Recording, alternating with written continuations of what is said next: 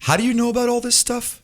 I live on podcasts and large presentations. So I no joke when we were eating, I was like, Ev, I got to go to the office to go pick up stuff for the equipment. And he's like, no, we got everything here. And I was like, oh, sweet. So I literally carry a full, like, not mixer, but full on like podcast kit, Shure mic, everything else. With you? Yeah. But how did you know about the power side of the house? the oscillations, the fancy words that you were using? Just when you're off by that many seconds, like the milliseconds on that end, it's almost always power to blame. That's like really hard to detect.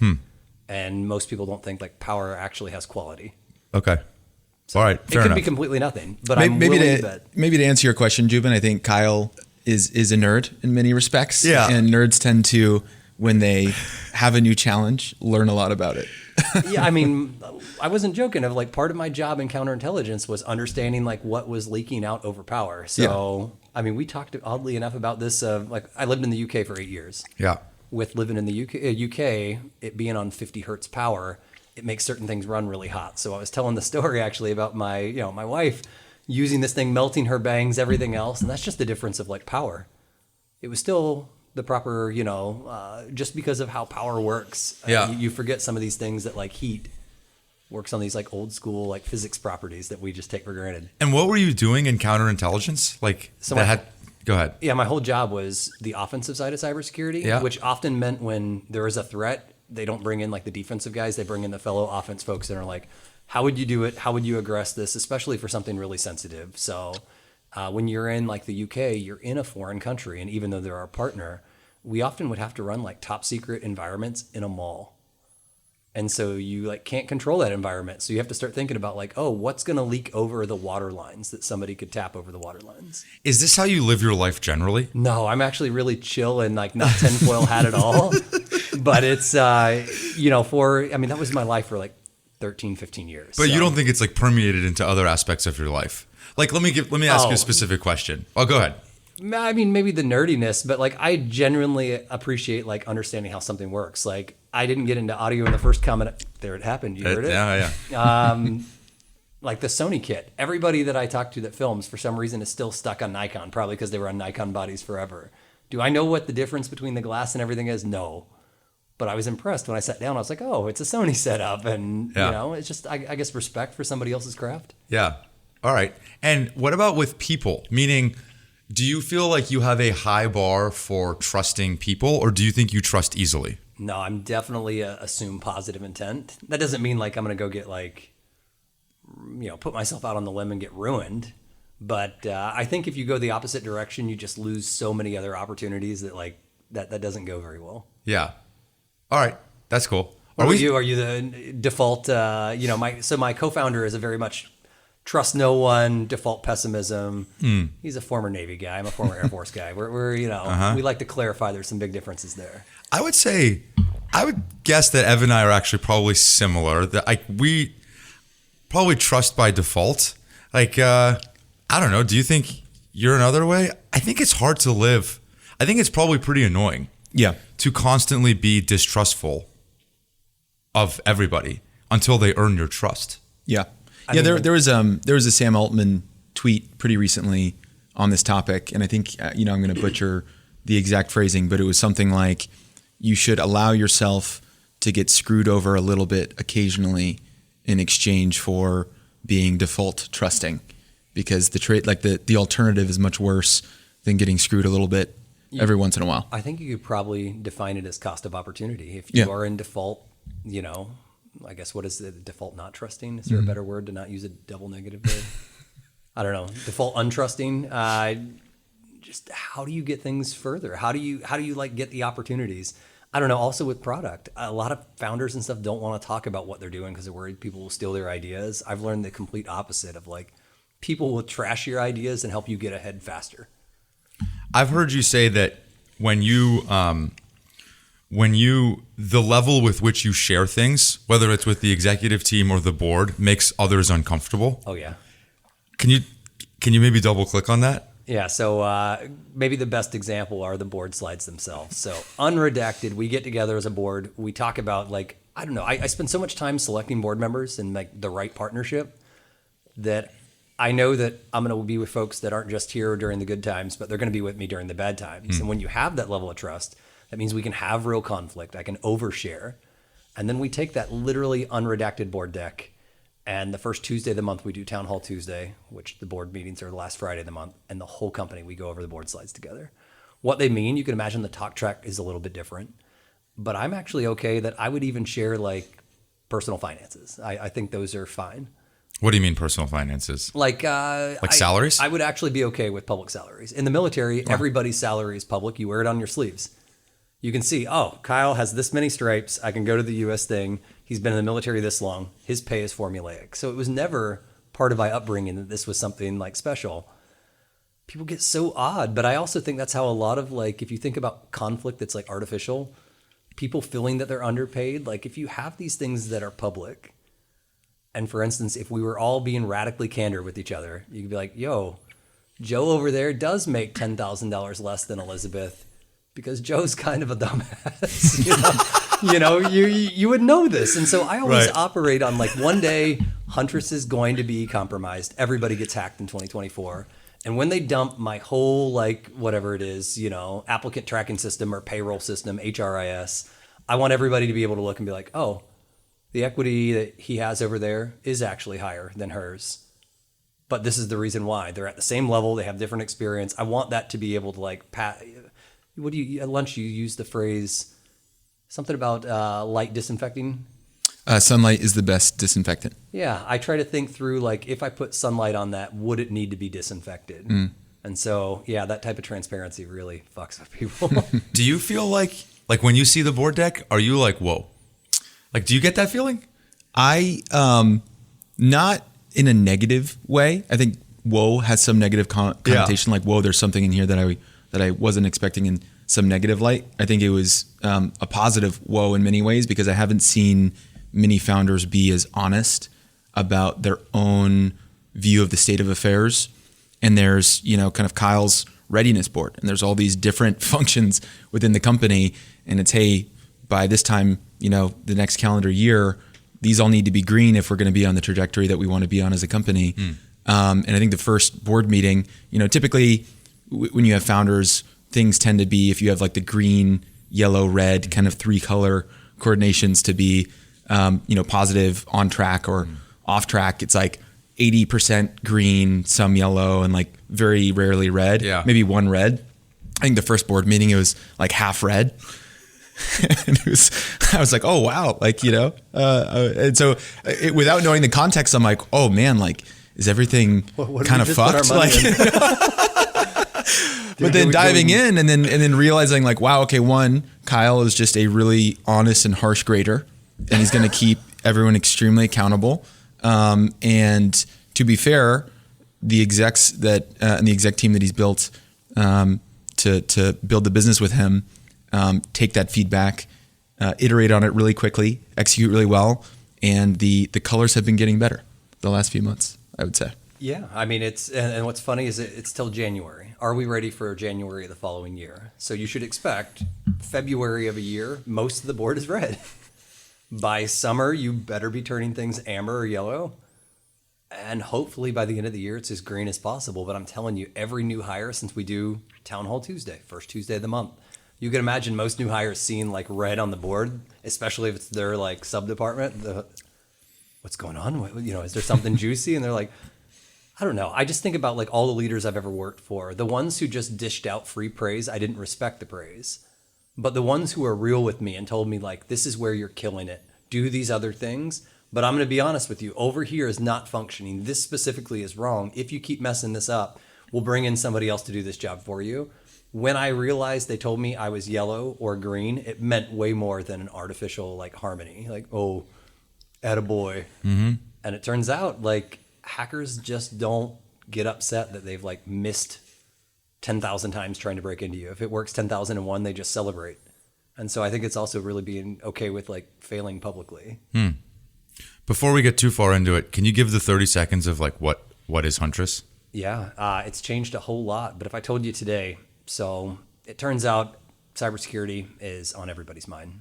Every business, whether largest or small, they know that they're under attack. It turns out people's laptops, the digital identities they use and the actual humans themselves are the things that are truly under attack, and they don't generally have good IT and cybersecurity expertise. So Huntress is the team that makes those IT departments into rock stars. We do it with SaaS software. And what's neat is we deliver enterprise quality products, world-class expertise, and we do this at the price of a SaaS product. It differentiates us, and thankfully that's what's allowed us to grow. How many customers? 150,000 That's a lot. Small and mid-sized businesses. Can I revisit the way you lead commentary that you just had? Yeah, 100%. Has it, in your heart of hearts, you knew that that's how you want to lead, but was there pressure at times as the company was growing to be a different Kyle, like someone else that was supposed to be grown up or mature or whatever it is? Yeah, and obviously, if you want to dive into this during when we're recording or not, I'm more than happy to take it. But we're recording. We're a lot. We just go. I love it. I didn't even realize. Yeah, we just go. Yeah, okay. We're just talking. So as we're BSing, right? I think probably the thing that I love the most is I was really aware of that statement, like what gets you here doesn't necessarily get you there, and that meant me as well. So for the first 5 years at Huntress, I no joke, just authored a blog. It was at the end of the year. It was internal company only. But it was why I was firing my previous self. And that's kind of savage. But if you think about a true tech founder, most of us don't scale. Most of us don't learn the finance. Most of us can't keep up with the curve. Even though we keep up with the technical curve, most of my business is learning how to be a better people person, a better leader, things that are bigger scale. And so with that, I will tell you that me getting comfortable with if I'm not the right CEO, I'm okay with firing myself and bringing somebody else on board, started that whole okay, if I can do this, anybody else in the company can get around with it. I will tell you, I've had ELT that did not work. I've had ELT that during the interviewing process, I got all the way to offers, and all of a sudden something subtle, I shared a board deck or shared something with them, and they're like, this is way wrong. You're not going to be able to scale this way, doing this way. And I heard them out. I wanted to learn. Am I doing something wrong? Do I need to level up? Do I need to be a different CEO? And for the audience, ELT? Yeah, executive leadership team, right? Mm-hmm. So the right C-suite, and some of those folks. I guess what killed me was you ended up realizing this was a huge conflict. Absolute, their whole mentality was about hiding things and delivering BS. In which, if I can go and lead from the front and be transparent that I could be the wrong CEO at the right time for the company, right? I mean, there should be a good natural time where I should be able to step away and somebody could do a better job. And if I can be cool with that, why couldn't anybody else? Why couldn't an individual contributor? Why couldn't an executive leader? And so, yeah, I've been pushed so many times. And in some places, I now actually focus more of my interviewing process on both venture capitalists, right, my partners, but also my ELT, my executives, to make sure that, all right, if I'm bringing you on board, we have to be perfectly aligned, that poor performance is okay, not correcting poor performance isn't okay. And that means we're going to lead with radical levels of transparency, but never get into privacy. I don't ever shame somebody in public. You do praise in public, admonish in private. The real hot parts, though, come in how do you have conflict? Do you do that in private? Do you do it in semi-private? And I try to create as much conflict in public as possible. Always professional, but that's... what? Good example. Great marketing team I've just put in. We really had to level up because our demand gen was not where it needed to be to scale. What I mean by that is we add 1,000 new companies every month like clockwork. It's a 35-day sales cycle. You cannot keep doing physical trade shows and not better adopting performance marketing and demand gen if you don't do that. So I brought in a brand new CMO, brand new marketing team pretty much, talking about 40% of my marketing team changed. Even though I've got everybody now in place, everybody can do the independent functions. They operate as individual silos.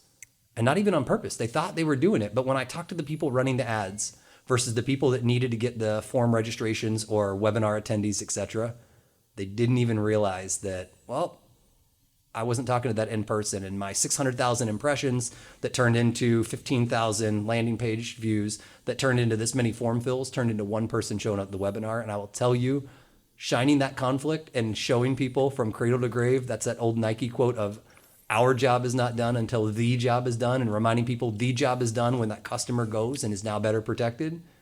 Shining light on that in public, calling out an entire both department and multiple departments of while everybody was doing their individual job, it wasn't actually turning into the end result. You have got to have very big confidence, huge conviction that what you're doing publicly is okay. And I will tell you, I've lost great employees because of that style. I will still have not moved away from it because the end result is actually what matters, is like protecting businesses. And if you're just going to be okay with dysfunction and not willing to have conflict and have trust, which all of this has to be built on trust, you're just never going to be a top performing team. You lost great executives because they felt gaslighted? I think it's intimidated. It has got to be very big conviction. Like if you're in private equity and you're playing not to lose, which is different than truly playing to win, you're used to being able to hedge your bets. You optimize for downside. And if I tell you, I'm not going to tolerate the obsession on optimizing for downside, you're going to have to bring your A game. You're going to have to be okay with standing in front of your results and saying, I've messed up, but this is exactly how I'm going to correct it. You really have to have somebody that's a confident A player. And that could be stressful to people. Like, I don't even blame somebody for saying like, that's not the right fit. But that's why it's so important to do like real hiring, right? Not hiring for compatibility, hire for conflict, right? So you can like win together when you're winning, but also even feel like you're winning when you're losing, because you're like, look, this is just one step in iteration. And that is no joke. I've actually hired and made the mistake and had to fire the wrong person.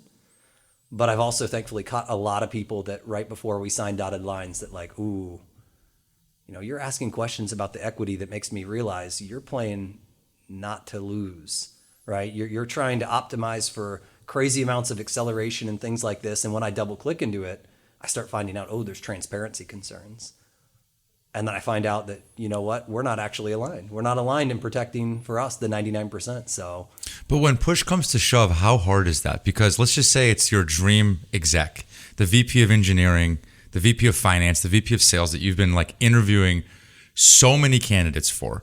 Your team and you finally build conviction that this is the person. Their resume perfectly suits what you're looking for. You think they fit the mold. It's really hard at the 11th hour to then say I'm walking. Like you can say it now. Yeah. But in that moment in time when there is a hole in the organization that you're doing it usually, someone needs to be doing that job. That's really hard to do. So not only is it really hard, it's easier said than done. I like Elad Gil has done a really good job with some of his blogs, and he has a book that's the High Growth Handbook. One of the things that's probably best about that entire book is he calls out executives and either even your extended leadership team. We call it our XLT. They only really have to solve a problem at hyper growth for 12 to 18 months. If they can grow beyond that, so be it. But getting okay that if you really are trying to make a difference and you really are scaling at hyper growth, the person that gets you to your first million isn't your person that gets you to 10. The person that gets you to 10 probably isn't going to get you to 50.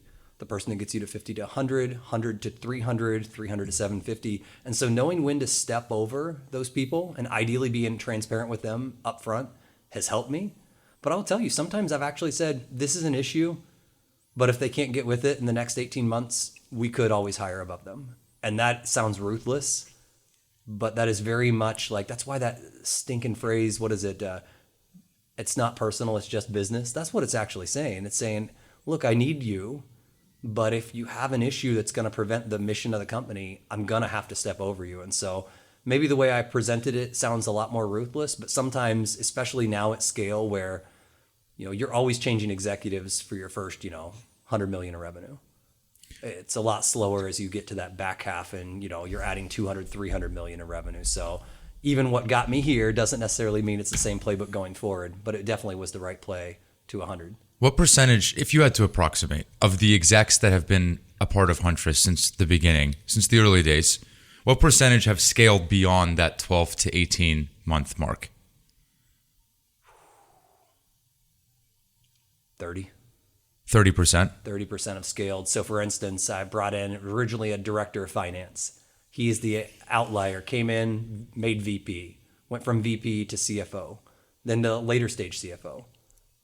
He's the outlier. If you go look, I had nobody else that went that path. Everybody else either hired their own boss, like my VP of sales. He hired his first CRO, stuck around, actually outgrew that CRO, and helped hire the next CRO. That's a good example of that scenario, and he's still with me.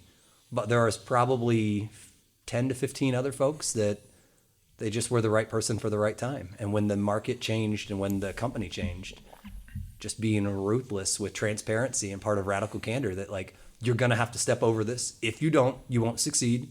You'll embarrass yourself. You'll embarrass your teammates. Will fall short. People love to be told where they're failing. They love to actually be told real feedback on this is how you're messing up and this is how you can overcome it. And if you overcome it, this is where you'll go. What they don't like is the gaslighting of being told like, oh, it's okay, it's good, or no feedback. And then all of a sudden you like unexpectedly get like the right hook and you get terminated because somebody hired over top of you. Nobody likes that. So I would just challenge that like transparency, as long as you're not being disgusting about it. Like I love Kim Scott's Radical Candor book, and that's why I've referenced it so many times here. I actually think a lot of what I'm doing is actually just exercising radical candor. Instead of it being a TED Talk, it's actually doing it. Has the CFO met Ev before?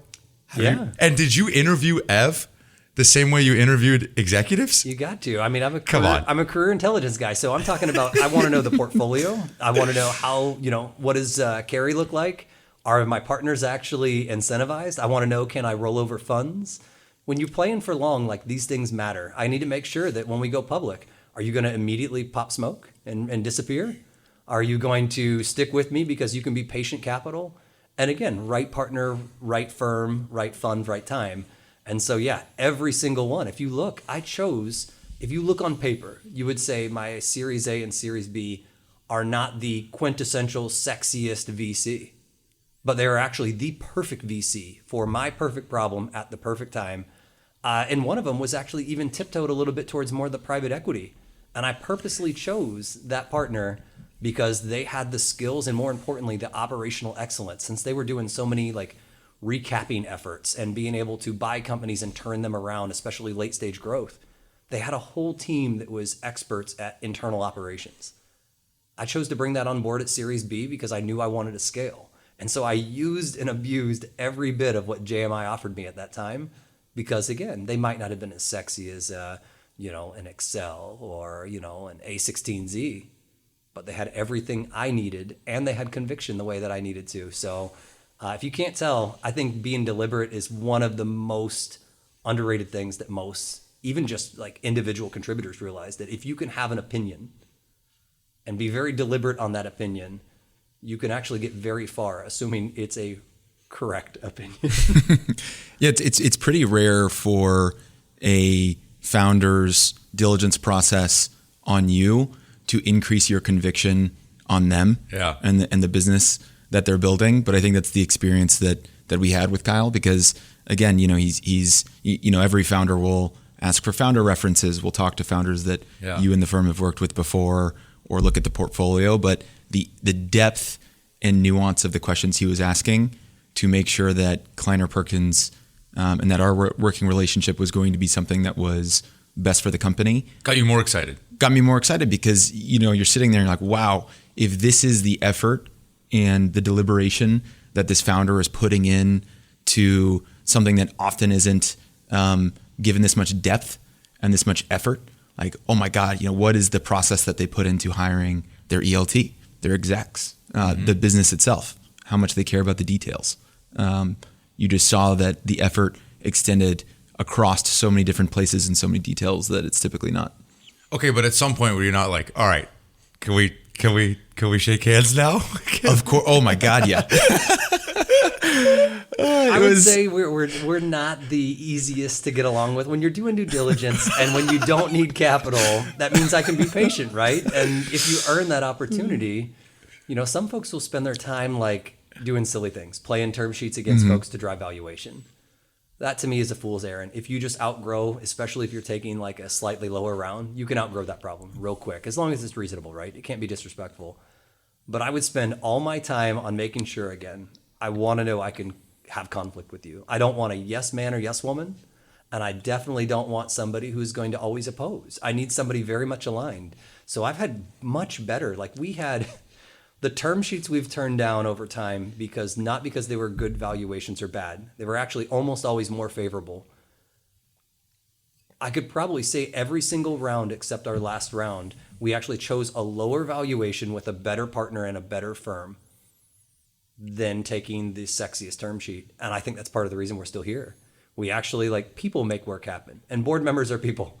So what crazy things, like, why would you want to surround yourself with somebody that's like, I don't know. I think about that Vinod Khosla comment. It might have been Sam Altman and Vinod talking, where he talked about how few of VC actually provide value, and even a smaller or maybe a larger portion actually hurting some of the companies. Like, somebody that's been around like Vinod, you better know, and better learn from those lessons. And for me, I took that to heart. So here I am. Did you feel like it was contentious in the negotiation? It was just a very unique process, because I think a lot of the things that I'm being cute about it, but no, it was unique because you're taught all these things, because in a typical process, I think in hindsight, if I knew who Kyle was, like I do today, and how he did business, it would have been a lot less contentious. But you learn all these things around, hey, unless you have a signed term sheet, every day that goes by is a day that someone else can come in and steal that deal from you, and that investment from you, and that partnership from you. And so even when we had a handshake and we had, the corpus of and like the rough structure of a deal, you have that paranoia of like, okay, we're still ironing out these details. It's taking longer, and you're taught to, oh yeah, the pounding. You're taught to just get it done ASAP, like get it on paper, get it signed. And so every day that goes by where you're not doing that, your initial natural reaction is that it's a bad thing, that like something's going wrong. Like, why can't you get it over the finish line?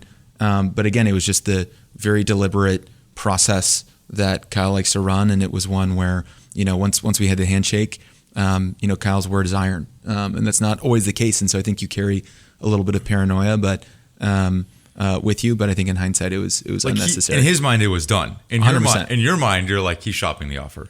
I don't know if we thought he was shopping the offer, but you have the natural paranoia of like, he could be. Totally. He could be. And we knew some of the other people around the hoop as other very aggressive investors that like, have similar tastes as we do. And so the natural paranoia was definitely creeping in. And so he definitely had to alleviate some concerns at some point in the negotiations. It's just a human response, right? To be paranoid. And for us, like, I learned real early on that like integrity is like one of the very few things, if not the only thing, you can't buy, right? Just about anything else. And so when you make your word your deed, you think that that'll go so far, but the reality is a lot of people talk cheap. I see it. I quite literally saying, I'm not out shopping your term sheet. This is done. Let us get to terms. Let me get everybody on board. Because with my raise, right, it wasn't just a raise. I was changing some of my board structure. I was preparing for going long, right? We were at that natural inflection point that I want to make sure everybody on board. And again, the people who got me from my Series A and Series B players, very, very strong partners. But as like funds and firms, a lot of their exits were, sub-billion-dollar exits. And some of them never actually crossed, like Series A had never crossed 50 million in revenue. Yet here we were at like near 100 million. And so you can imagine, like, I had to really coordinate a lot of things. So the last thing on my mind was shopping a term sheet. It was more like, is this the right partnership? Is this the right group? Can they, succeed what I felt was a very strong board, but at a different time? And so that's why, I kind of laugh in hindsight. There was definitely some late night calls of like, yo, it's okay. It's not going anywhere. Or I'm not dodging you. I'm actually like, I meet a lot of CEOs that later in stage, they bullshit. They talk, they chat, they travel. Like, I work. I love my job. And so even just reminding, like, I'm at a trade show this week. I'm doing a keynote tomorrow. I've got PR after that. I'll call you in 2 days. And that's just the worst. That's like the opposite of what you want to hear. Yeah. But in sales, right, you're taught, time is, right, the killer of all deals. Mm-hmm. And so I had to realize, even on my own behavior, of like, I'm not being necessarily the best partner either. So. And Kyle, can I maybe, just to clarify, when you were the early investors, is what you were trying to pick apart, like, hey, I'm about to be or am the biggest company in your portfolio. Like, this is the most important thing to you. is that going to change your behavior? Like, is that what you were really trying to suss out when you were talking about it? So there's two things. I wanted to understand what was their previous conviction. And because we had so many things going against us, for instance, we didn't go to enterprise. We were going to small businesses and mid-market enterprises, like 2,500 employee companies. That's already weird. You know, the play is much more like B to small b instead of B to enterprise. Second, we were going and reaching them through a channel play that nobody knew in a highly contentious, well-funded cybersecurity world. So I had a lot of strikes against me. And on top of it, here I am doing this like weird due diligence. You could say I wasn't pattern matching, but you're right. What I was really looking for is like, who's going to roll with me to the end, or at least be the person that can help hand me off, just like a baton in a relay, right, to the next leg of the race. And so some of the ones that we got great funds, great term sheets, weren't always the right partner, right? Sometimes when you got these wild ideas, like the real partners are like, nah, I'll pass you to maybe somebody who's up and coming, right? Somebody who was a VP not long ago and now the first member of the board or something like that. And that wasn't necessarily going to set us up for success. So we had to be very selective because, yeah, in my mind, I was going, we're going to be the biggest company and biggest cybersecurity company in the world, and we're going to grow faster than anybody else is expecting. What I didn't realize is every founder also pitches that to a partner. And so I didn't realize that the things I was saying were diluted, right? They weren't unique at all. And so I really, if you can't tell, I got a couple lumps. Continue. No, I'm watching. I like the like ambiance here. For those not watching on camera, that's exactly what happened. I'm leaving the office. No, So yeah, that's my very long way of saying, yeah, I was being super selective, but also having to realize I did a bad job. If it wasn't for Todd at Venrock, I think, was one of the guys that he was a Cisco partner. He was a friendly. I pitched to his partnership at Venrock, and he's like, let's go get tacos. And I was like, oh, this doesn't sound good. And we sat down at tacos. He's like, listen, you told me exactly what you're going to do and exactly what you need. Everybody else is pitching these big, audacious visions, what they're going to do, but also not what they're going to do, but the things that are unreachable. He's like, the difference is I actually think you know how to get there, and you told none of that stuff. So if you can't tell, I was not good at pitching. I was a tech founder that knew I had this market, knew I had something nobody else had. I wasn't a good storyteller. I didn't realize the things I was doing were atypical. I thought, hey, if I want somebody to ride or die with me, this is like more important than like a marriage. And everybody uses that phrase like, oh, when you select your partner, marriages you can divorce, but you can't get rid of, a member off your board or off your cap table. And so I just thought like, oh, I should treat this even more serious than like I did my partner selection, right? And so I don't know. If you can't tell, there was a lot of things I did right in there, but the approach, I didn't realize how big of a weirdo I was. And there's a reason that it took me so long to be able to like raise capital, just like it takes me a very long time to select executives. My last product officer took me 9 months. And Everett, the valuation is public, right? Like it's out there, right? Like it's in the ether, like $1.5 billion, right? Yep. How are you? You meet Kyle, great, like the market, like the founder. Start getting into the nitty gritty. How do you underwrite to $1.5 billion valuation? Yeah, I think for any company that we are investing in, especially out of our select fund, which is for the select few companies that we think can not only be public companies, but $1 billion+ revenue, dominate markets that we think are going to be very large. There's just an immense amount that goes into that in terms of both the market size, the team and founder quality, the competitive positioning within the market, but then also just is there that path that they can actually increase the aperture of the markets they're going after and the amount that they can actually serve each of those customers so that they can not just get to 100 of ARR, but $1 billion of ARR and still be growing at a really, really healthy clip, or they're going to get a premium multiple in the public markets. And so that's like the extremely dumbed down version.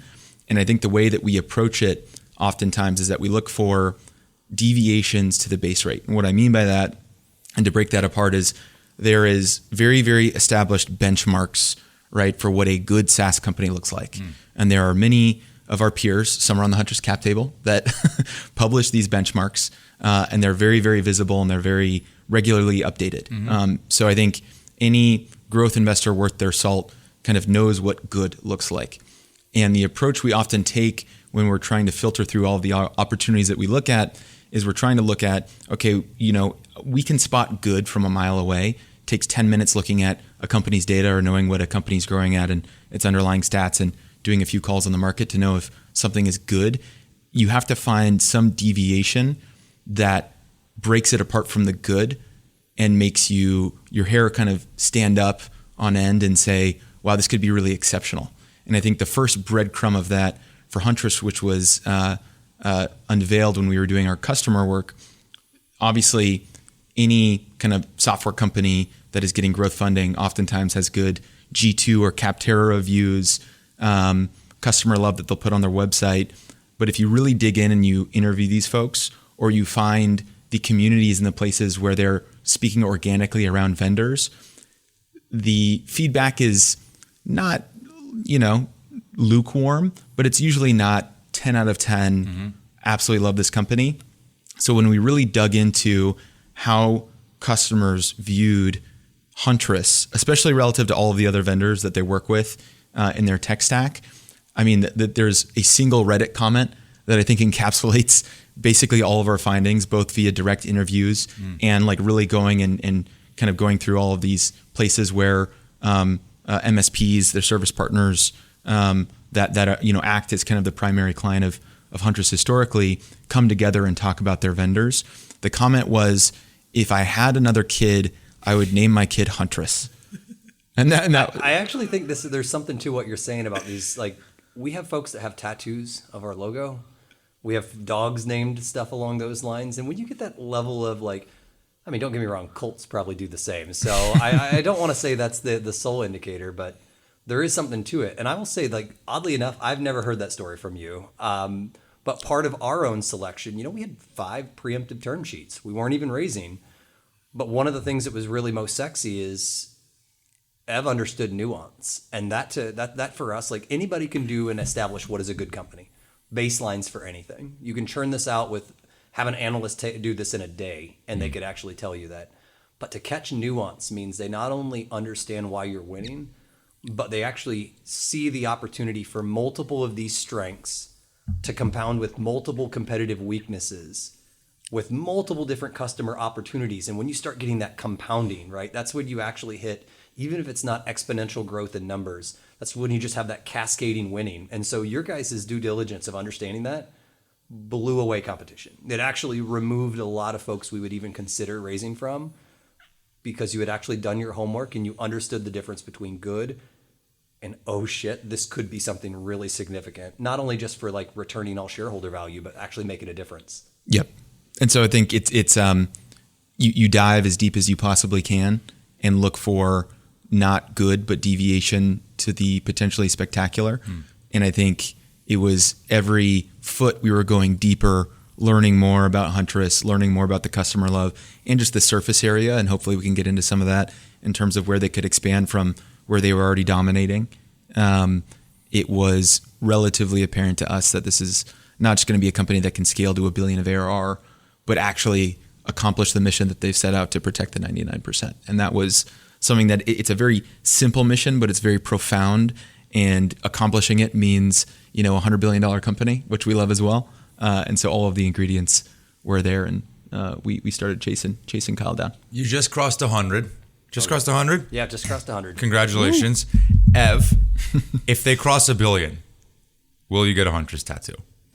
I was going for firstborn child. It might have to be second, but I will let. We play to win, not. I don't think Caleb would be thrilled if you. I can negotiate one. Huntress. I will give Kyle the option that when Huntress hits $1 billion, I will either get a Huntress tattoo in color. It's a beautiful color, so I'll get the color, or my first child's, or if it's my second child at that point, the middle name. I'll give you a middle name. This is pretty big, and unfortunately, I take odds like this for sure. So think on it. Yeah, think on which one you want. I want to think about how this gets written, right? Is this a milestone-based achievement that you actually will have to, after they're born, we'll have to go back and like file, backdating this. You've always been Josephine, retroactive. Marie, Huntress. This is a terrible idea. Oh man. Can I ask, like, did you, when you were a kid, did you always have your sights set on building a massive cybersecurity company for SMBs, like for the 99%? No, and I'm really like, I'm soul searching a little bit, because I think as a kid, like I was so caught up on like feeling subpar. Like I grew up fairly like, broke. Mom had a heart of gold. Dad wasn't in the picture. And so I think a lot of it was just like proving my worth. It really bothered me all the way even through high school. I had good grades. I did well in school and sports, stuff along those lines, but I just kind of had a personal like inadequate. And I think part of like me joining the military at 17 was I was looking for more opportunity, stuff that I didn't have. And so I would say at that period of life, I wasn't even thinking about a business. I'd always been, when you grow up broke, you learn how to hustle because your parents aren't doing anything. I remember I was looking for some FUBU shoes in the early 2000s, and folks don't even know that brand. But again, I was looking for some cool kid shoes, and I remember mowing yards and trading stuff, that type of scrappy hustling thing that you get when you're broke. It carried. And so when I finally left the military, I really got to do soul searching because I had all the job opportunities. I had, the tech companies, I had the banks that were offering. And by that time I knew, I was like, how do I bring my skills to a market that could never afford me? It was just seemed like a real like inflection point. And I'll tell you, having like a strong single mom, she was like, you're an idiot. Don't do it. Take the easy money. She was really disappointed. She was like, and then when I told her I was going after the small businesses of the world, she was like, why would you waste time? And she was a small business owner herself. She's like, with scrubs like me, you could be dealing with the biggest companies of consequence. She just forgot that like there are infinitely more of those companies that actually are like the backbone of world economies. And so she's cool now. But, that's one of those like inflection points that I think it actually took the whole career service for me to realize, okay, I've overcome this kind of like self-confidence, self-proving myself, and it's time that I could actually use my skills to give back. And that sounds weird because I had good career success, but it really wasn't enough for me. It was almost like a little bit of like, when you grow up broke and you get made fun of and things along those lines, like you start believing, even though it's BS, like I can look back now and say like, I was good in school. I had good grades. I was good in the military. I got promoted first. I was good in, my job, but it still wasn't enough. So that's my very long way of saying, no, I didn't figure it out till 25, 30. Did the military make you feel like enough? It definitely gave me purpose. It gave me validation because military is one of those things that like, at least for me in the Air Force, and I was enlisted. No, didn't go through the college officer route. I went straight in. They always let me like live up to my level of incompetency, right? And so when you have that type of like blind support and people would always let you bite off more than you can chew, especially if you could then show them like, no, I've got this. That was like a drug, that had to have been my dopamine hit. Nowadays, you get that from scrolling every 2 seconds and seeing something funny or getting a like on social. Mine was the validation of like, okay, I'm worth it. And so, yeah, military gave me way more than I didn't even know when I joined the military I was going to get that type of validation. I just knew it was more opportunity than staying local. Yeah. Do you, on the customer piece, it's super interesting. I agree with you, like, especially for cybersecurity companies, everyone wants to say they protect Goldman Sachs. Everybody wants to say that it's like the fancy banks and Capital One and all these things. It reminds me of Rippling, like hearing him talk and the way that he talks about, it's like, obviously you've thought about that, right? Yeah. Like the way that you describe fulfilling an obvious need for the 99% really gives me Rippling vibes. Yep. Do you feel that? There was probably some pattern matching along those, and I think we talked about it a little bit. I think obviously very, very different products and different product surface areas, but you had, I think, an unlock, and there's many reasons, and maybe it'd be fascinating to go through the kind of like aha moment when you realize that this could be a market and some of the hustling that you and Chris and John had to go through to get your first SMB customers. You just want the embarrassing stories to come out. This is the tell-all. But going through that, and I think there's just been so many unlocks throughout the near decade of Huntress's life where just more and more, there's been more surface area where you can build more. There's more that SMBs are starting to purchase through things like SMBs. You become able to serve mid-market companies that buy their own cybersecurity. And so that there's, Rippling took a really long time as well because it's this massive build out, and it takes time for these markets to mature in a way where you can build a really big business behind this. But a lot of the underlying, when you bring it down to like the P&L and the financial level of how do you build a thriving business that's serving SMBs, okay, you need to cross-sell, you need to find a way where they can be high retention. You need to be able to have a business that can really, again, deviate from what you typically see from SMB-focused SaaS companies, which is bad churn and an inability to kind of efficiently, service leads and close deals. A lot of those were quite similar. But I mean, it's been such a journey from the first, from you dialing small businesses yourself and understanding what MSPs were to today, when I think it's a lot more of a consensus idea that both MSPs exist and they serve SMBs, but the SMBs need cybersecurity. I think it'd be a fun story to go through. I would love to know if, how the team at Rippling ultimately got their conviction. Like, I'm aware of like the past, companies and stuff along those lines, but like part of mine was just flat out dumb luck that I didn't know. Like, I knew there was something admirable about protecting, like making other people the hero, right? Not being the hero yourself, but enabling somebody to get promoted, enabling somebody to look like the rock star. I knew that was going to be cool. And it wasn't just about us. It was like, you'll be happy with me because I'm going to make you look like that rock star. And that's a real partnership.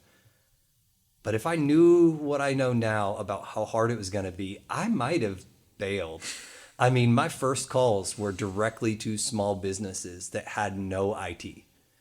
And of course, I didn't just like learn from the first phone call. Like, I kept making dumb phone calls over and over of like, I'm Kyle, I'm this hacker, I came from NSA, I see what you're doing. We all know cybersecurity is an issue. You don't really have access to products. Here's what I'm thinking, what I'm building.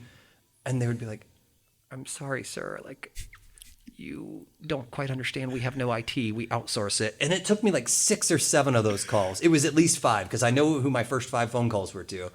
And it's so bad. Like, when you have to be told that many times and then you have that epiphany of like, oh, why don't I just call the outsourced IT departments? And then you learn that, by the way, there's 50,000 of these outsourced IT teams, and all of them have anywhere between 20 to 100 customers. And my number one feedback from, capital partners at that time was, the cost of acquisition is never going to make sense. You got to find a way to do one to many. And then I realized I've been an idiot talking to these people the entire time, telling me the outsourced IT team, and then it was just a perfect fit. I actually thought in 2016 I had it cracked. I was like, I got this. It's done. This is how this becomes a multi-billion-dollar, business, and eventually a billion-dollar ARR plus business, right? And I really thought like it's all downhill. And then it took me like 4 years to get the venture world turned on that like, oh, you can not only build a billion-dollar business, but you could build a billion-dollar ARR business if you can cross-sell. If you can take care of this, if you can build an actual platform that isn't just one product, which, by the way, the market is so big, you could actually grow to $1 billion on one product. But if you could start putting multiple products and kind of amplifying that, again, I don't know why I was so convinced that, because it took me, 6-8 months to learn that. I thought everybody else is going to be like, let's go. And it turned out that was not the case. And I would say it took me 5 years to get conviction from other people seeing what we were doing.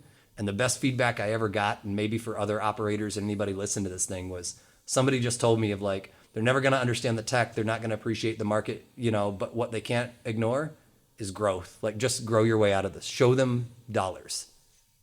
And it turned out that's exactly what it took. Just grow dollars, and healthy ones where they have great retention, great expansion. Like, our net dollar retention is through the roof at like 140% because we're landing, adopting, expanding, cross-selling new products. It doesn't even pattern match a lot of the unit economics that you see like in the enterprise. And this is something that like blew the lid off of this completely different segment. And now everybody wants to throw money around on this market.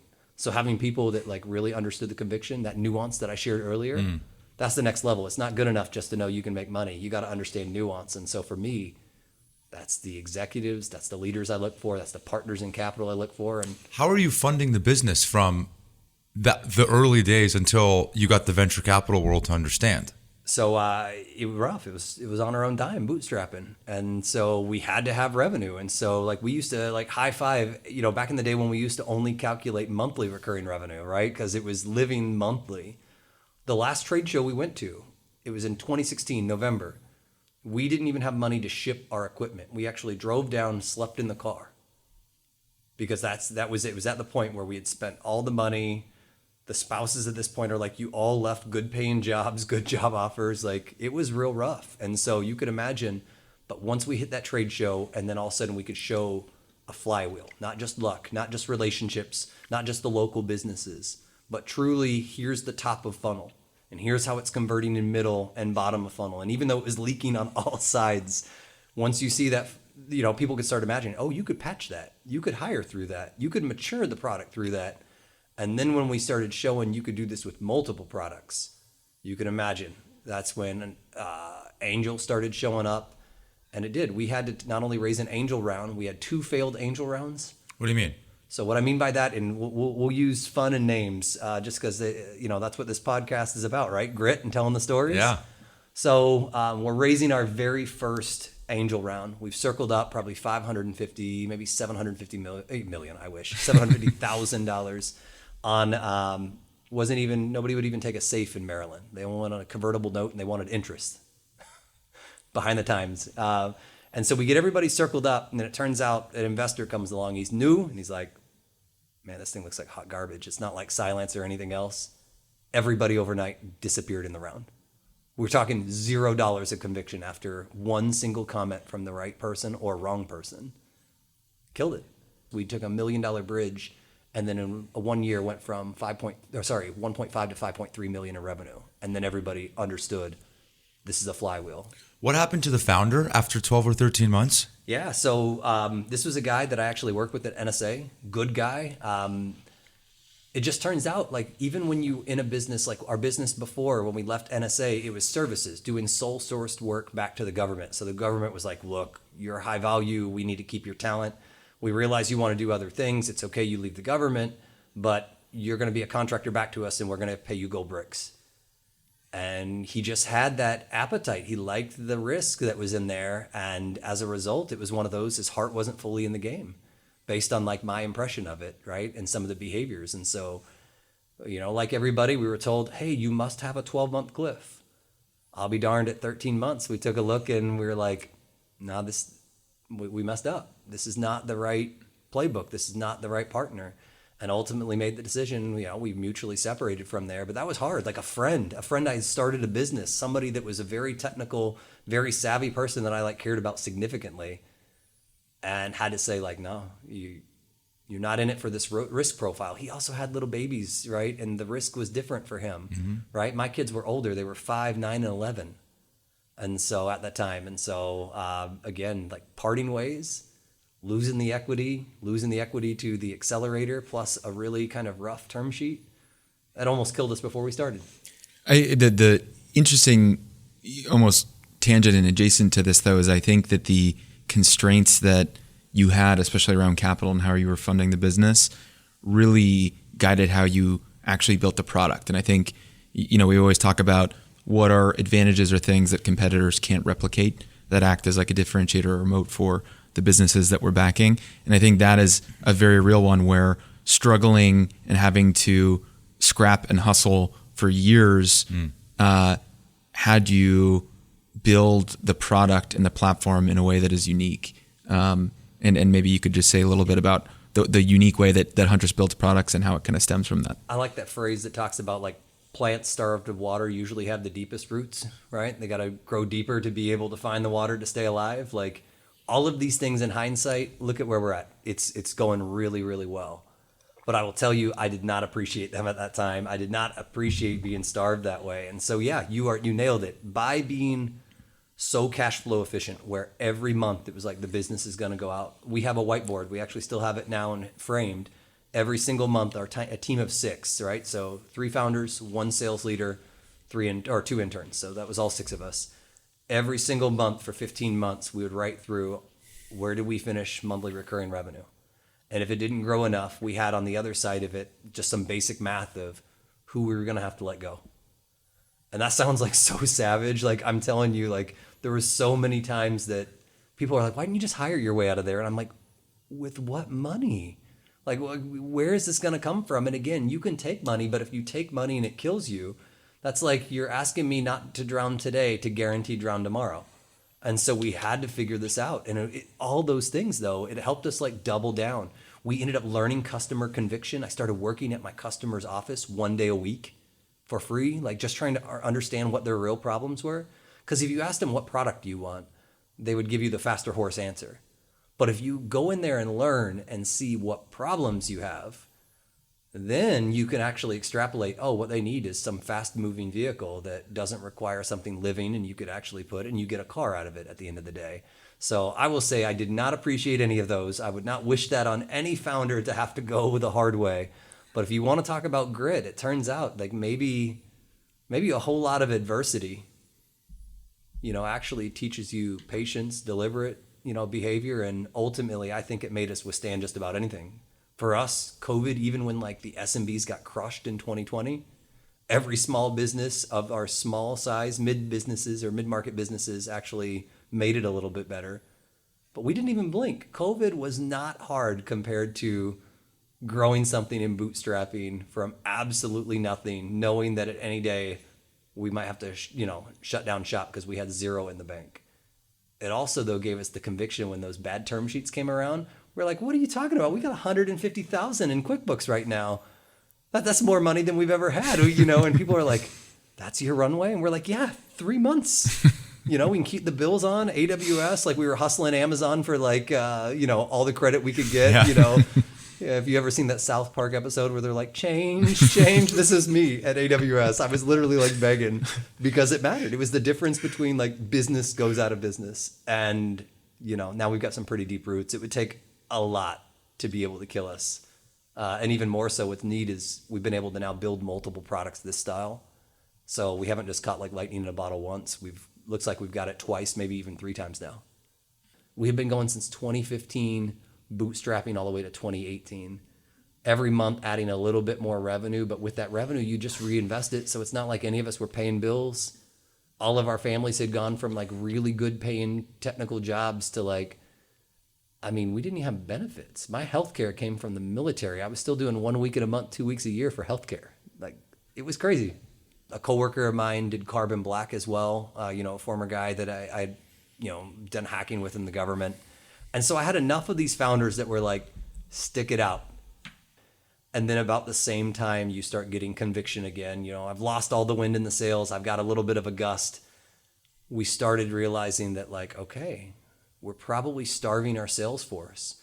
Being technical people and having me as the CEO doing sales. And so we just made some minor adjustments, minor hires, and all of a sudden revenue started coming in. And again, revenue was the one proof to us that if you can show recurring revenue, people aren't going to question. They can question everything else, but they can't doubt that you're making money. And that was kind of the end. We went from that moment. We had, again, as I mentioned, the decision to actually go in. We did another bridge round. That was $1 million. So 750 first seed, $1 million bridge. And with that bridge, we could show every single month over and over and over, solid growth, sometimes 100+% growth month over month. It's really easy when the numbers are small, right? And at the end of that year, 5.3 million in revenue, term sheets started dropping. So we had made it at that point, but no joke. Most people don't know that 12 months before that, we were considering acquisition, like seriously considering acquisition. You were going 3 years. Yeah. Like oscillating between runway and who you had to fire to keep the runway. Like that's not a very fun existence. It's, now that I'm hearing it this way, and I've never talked about these topics in this order before, that might have actually been what prepared me with being okay with stepping over the even great people and executives to bring the right people in at the right time. Because if it wasn't for that oscillating of like constantly having to ask, like, can we bring on another intern? Can we hire somebody? Oh crap, who would we fire? Like without that, and without having like that built up, almost like scar tissue, you get a little bit of like a callus. There's no way. Now that I'm thinking about it, in Series A and Series B time, when we were still maintaining that solid growth, 100% plus growth, there's no way. And so that's actually really interesting that you call that out, because yeah, it was that starving and making that decision.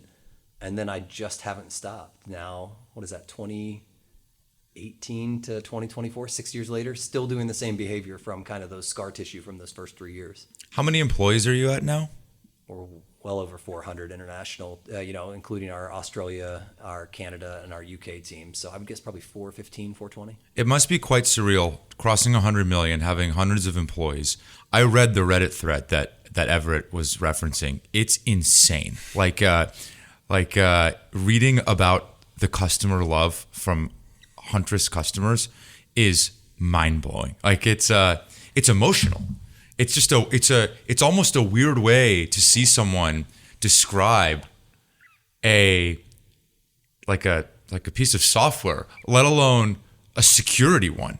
Like it's just it's amazing. That must be a really surreal feeling for you now. The word I would use is almost like love, right? I'm not a super mushy guy. I try to put on that like masculine, I can go through anything. But as I've started softening now that my kids are getting older, it turned out that our partners help build us, right? I think part of the love that they're sharing for us is the fact that we came and embraced their market wholeheartedly. Like we worked for free in this market. And we still to this day, one of the biggest cultural things we do is like, we are not the experts. We make our partners the experts. It's that subservient, right? Servant leadership, but across the whole company. And who doesn't want to love somebody who cares about you that much in return? And so it's not mushy. We don't use the family word at Huntress. Like we are a high performance sports team, right? You can't get rid of your family. You can get rid of, for instance, a poor player on sports. So we actively prune. But where I'm going with this is customers realize like we were in it. We were going to give it all or we were going to die trying. And so I think even in that 2018, like post being kind of broken, the acquisition fell through. We didn't understand, but we knew there had to have been something bigger behind it because we were friends with the people acquiring us. And then we kind of had our partner base like pick us up and they were like, let me show you, let me keep going. This is what I need.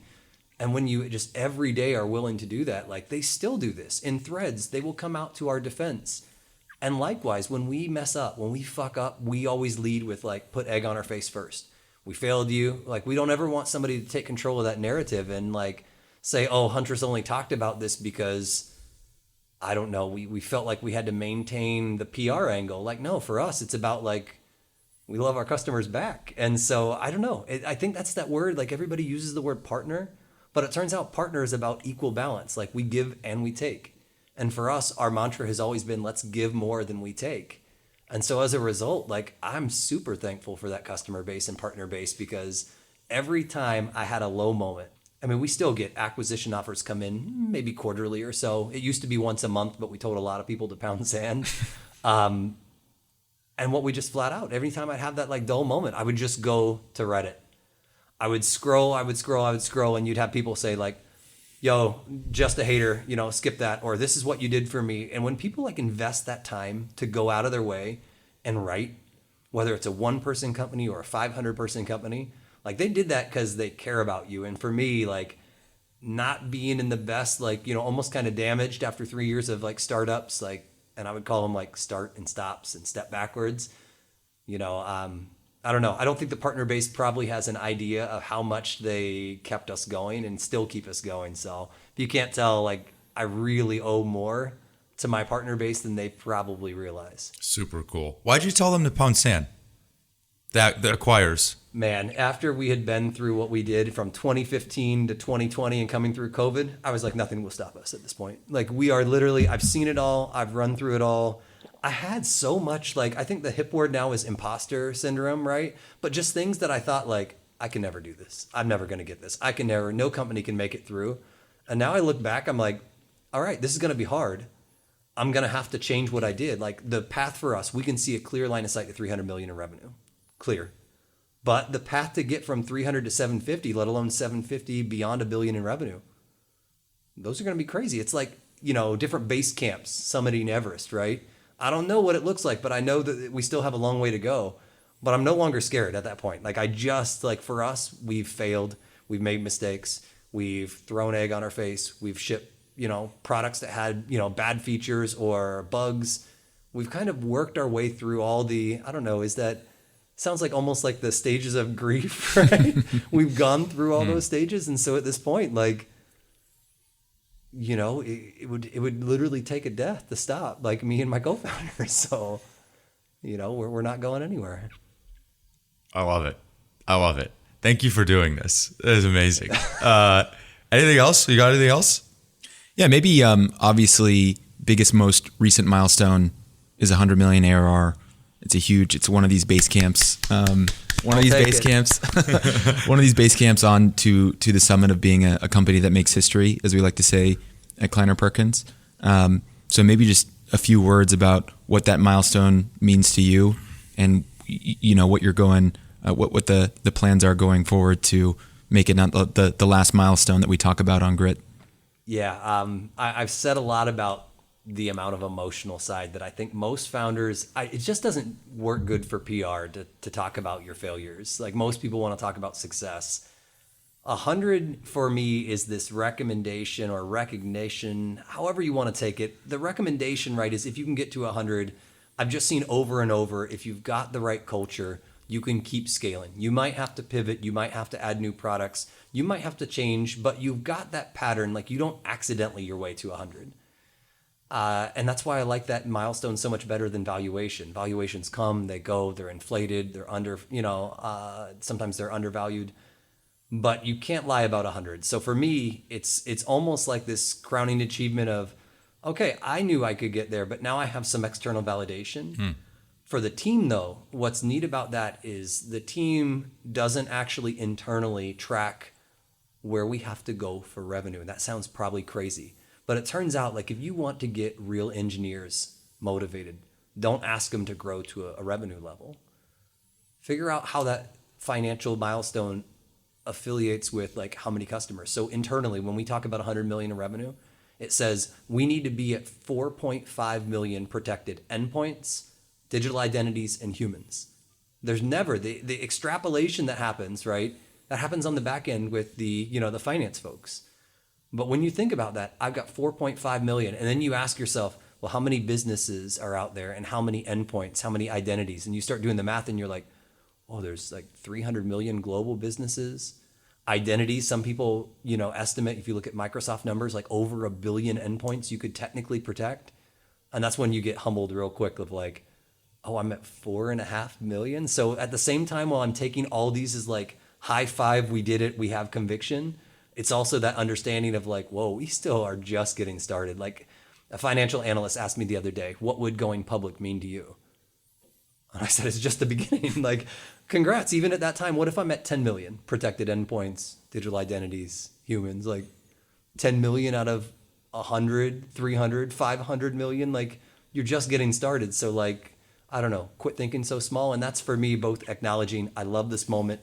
We couldn't have got there without a lot of tenacity, patience, some stress. But it also reminds me of like, this is just the journey. And the fun part is like happiness that comes with you on the journey, not the destination. So if you can't tell, I'm happy. I'm trying to ask myself, how do I like celebrate this a little bit more, even in my personal life? Do I go on a vacation?